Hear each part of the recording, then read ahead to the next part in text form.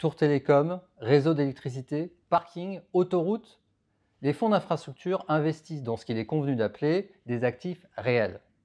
Mais ces investissements à forte dimension immobilière créent-ils pour autant des rentes de situation? Dans un environnement économique dominé à la fois par la révolution digitale et l'apparition de nouveaux business models, comment s'assurer que ces actifs créent de la valeur de manière régulière et durable? Avec 7 milliards de dollars sous gestion, Ardian Infrastructure constitue l'un des fonds d'infrastructure européens les plus importants, mais aussi l'un des plus expérimentés.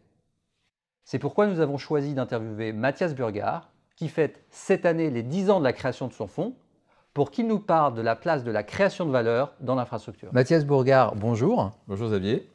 Alors, quels sont selon vous les principaux leviers de création de valeur dans l'infrastructure? D'abord, bien acheter.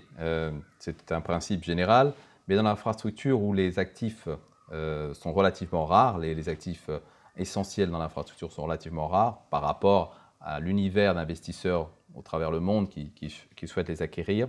D'abord, avoir accès et être capable d'acheter ces actifs, le premier élément. Deuxièmement, le coût du capital. Le coût du capital est important, bien sûr, à l'acquisition, mais aussi, en fait, dans le développement des infrastructures. L'infrastructure, ce n'est pas justement une acquisition, c'est ensuite, au travers d'années, voire de décennies, la capacité de la faire évoluer, de la développer, et ça, il faut la développer avec un coût du capital efficace. Enfin, développer l'infrastructure, c'est-à-dire soit accroître votre infrastructure, la moderniser, donc par exemple augmenter un réseau autoroutier, augmenter la capacité de passagers, c'est ce que nous faisons à Naples ou surtout à l'automne où nous augmentons la capacité de 50%.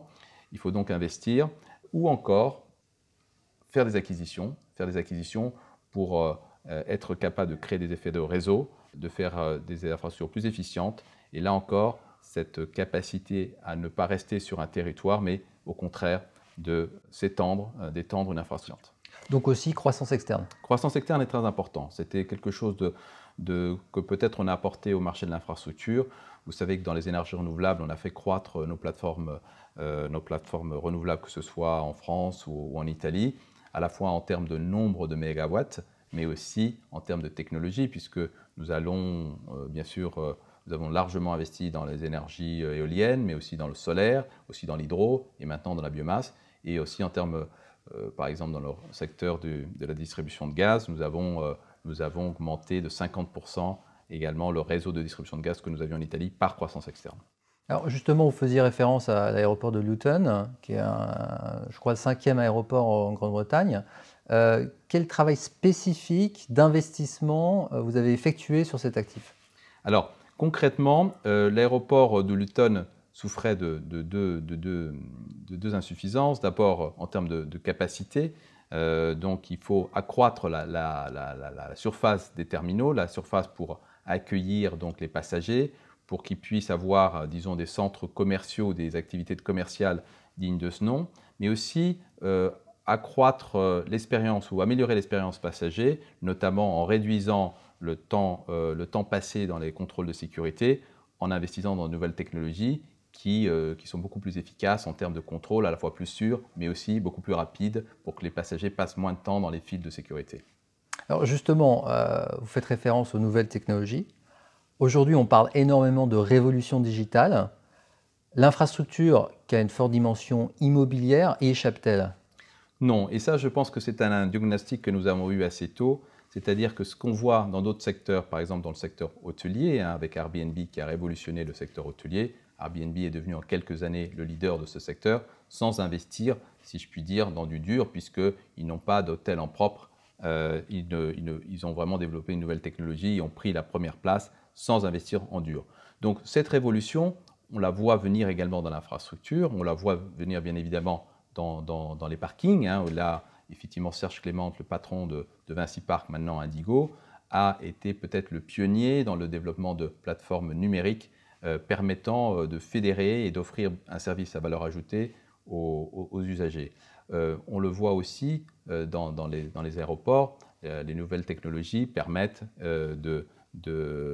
d'avoir un service différent, de réserver vos places de parking en avance, d'être des aéroports plus fluides, voire d'augmenter la capacité de l'aéroport, parce que là où un avion pouvait décoller tous les 3 minutes dans un aéroport, maintenant, grâce au nouveau logiciel de gestion du trafic aérien, cette cadence est multipliée par 2 ou par 3.